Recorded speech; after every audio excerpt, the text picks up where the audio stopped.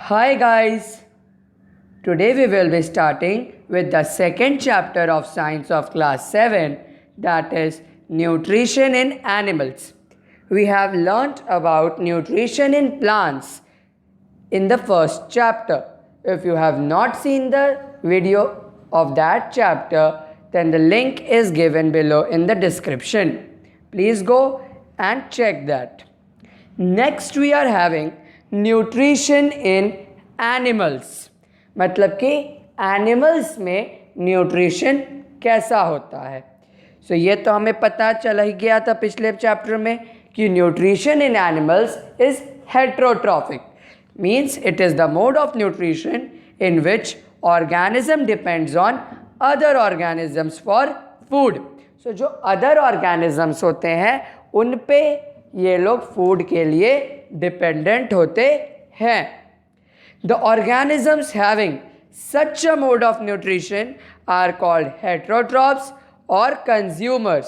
सो ऐसे ऑर्गेनिजम्स जो होते हैं उनको हम लोग हेट्रोट्रॉप्स बोलते हैं या कंज्यूमर्स बोलते हैं. I have explained in the first chapter कि प्लांट्स प्रोड्यूसर्स होते हैं, एनिमल्स कंज्यूमर्स होते हैं, क्योंकि प्लांट्स फूड को खुद से प्रोड्यूस कर सकते हैं, लेकिन एनिमल्स दूसरे के द्वारा प्रोड्यूस की हुई फूड को खाता है, कंज्यूम करता है.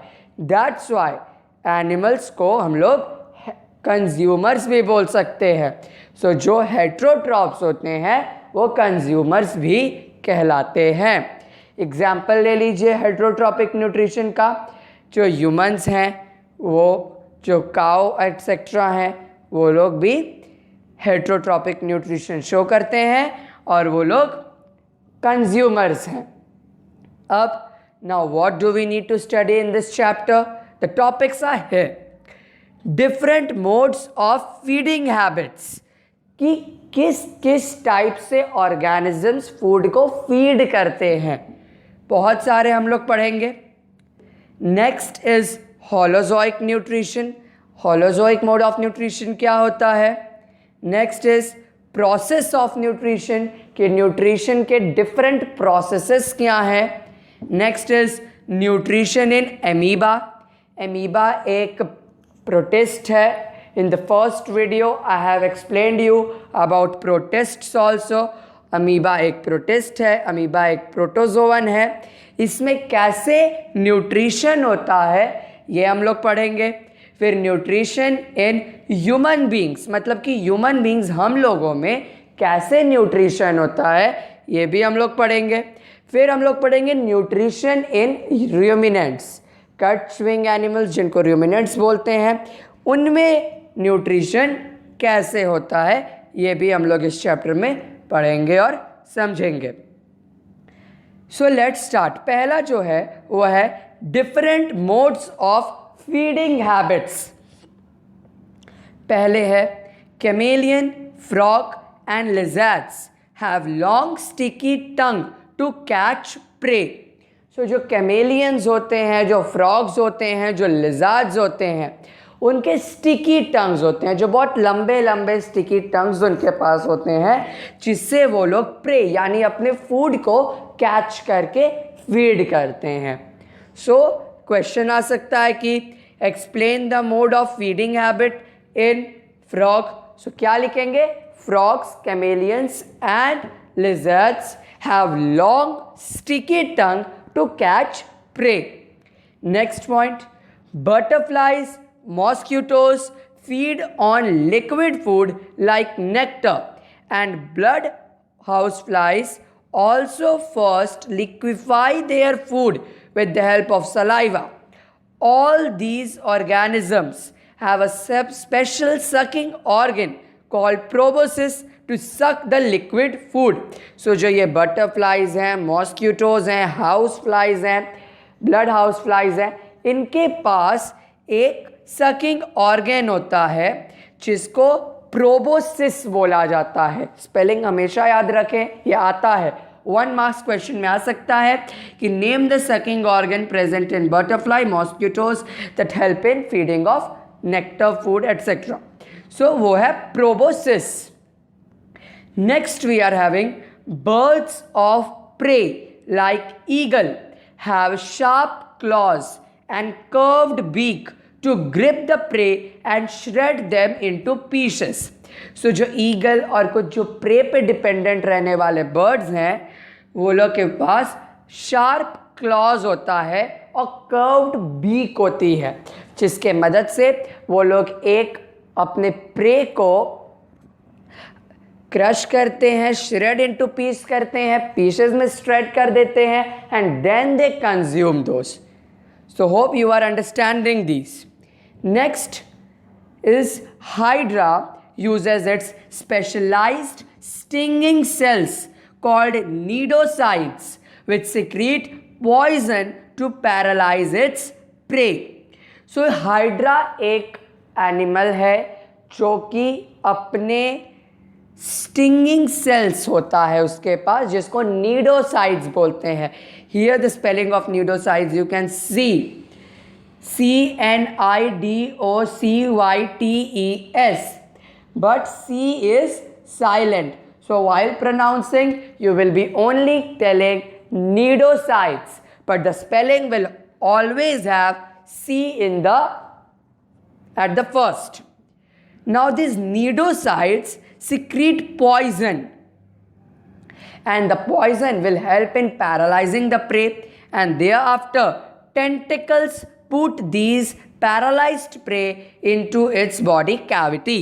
If you see the picture of a hydra, it has tentacles. जैसे ऑक्टोपस के पास टेंटिकल्स होते हैं, वैसे हाइड्रा के पास भी अपर पोर्शन में टेंटिकल्स होते हैं. सो सबसे पहले नीडोसाइट से वो क्या करता है कि अपने प्रे को पैरालाइज कर देता है पॉइजन सिक्रीट करके. उसके बाद उसके जो टेंटिकल्स होते हैं वो फूड को, वो प्रे को, पैरालाइज्ड प्रे को अपने अंदर इंजेस्ट करते हैं. अगला स्टारफिश का पढ़ेंगे. Starfish uses its arms to grip mussels. Mussels यहाँ पे हमारे बॉडी वाले मसल्स नहीं है, मसल्स यहाँ पर हैं एक सी एनिमल जो ब्लैक कलर के सेल से shells. Spelling is wrong here. Instead of CELL the shell will be SHELL. So corrected. Black cell के जगह पर शेल होगा SHELL. ब्लैक शेल से जो सी एनिमल कवर होते हैं वो मसल्स हैं, और मसल्स को स्टारफिश अपने आर्म्स से ग्रिप कर देता है. It gradually pulls its mouth and digests the soft body of the mussels. फिर अपने माउथ से वो धीरे धीरे मसल्स के जो सॉफ्ट बॉडी होता है उसको डाइजेस्ट करना स्टार्ट कर देता है. Snail has mouth on underside of the head. This contains many teeth arranged in rows on a ribbon-like tongue called radula. अब स्नेल्स जो होते हैं उनके टंग को क्या बोलते हैं? ये 1 मार्क्स क्वेश्चन हो सकता है. स्नेल्स के टंग को रेड्यूला बोलते हैं. Snails generally feed on decaying plants. जो स्नेल्स होते हैं वो basically generally they feed on decaying plants पे वो ज़्यादातर फीड करते हैं. लास्ट है leaf cutting ants bite off pieces of leaves and carry them to huge underground nest. Here they chew the leaves and mix them with saliva to make a kind of compost. On this compost, fungi grow, which is used as a food by the ant. So ant भी देख रहे हैं आप लोग क्या करते हैं कि पहले वो लीफ को कट कर करके, लीव्स को कट कर करके अपने अंडरग्राउंड नेस्ट में ले जाते हैं.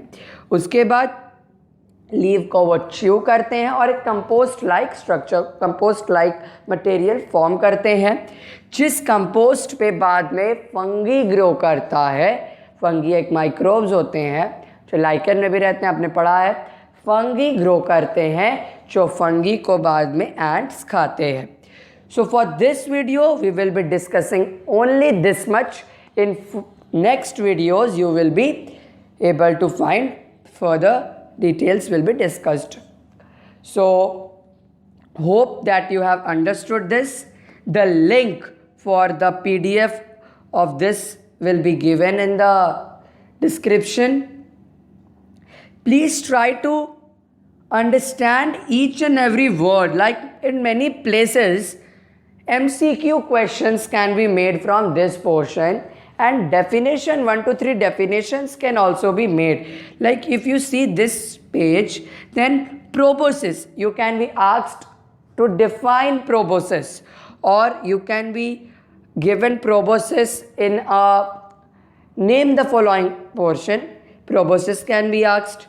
Next in this sheet, if I tell you important questions, then what is the food of the leaf cutting ants? So final food is fungi only. Next, what are the stinging cells present in hydra? That are pneudocytes. Then what are radula? Radula is the tongue of the snail. Ribbon-like tongue present in snail is known as radula. So please go through the texts thoroughly. Thank you. We will be meeting very soon in the next video. Hi guys.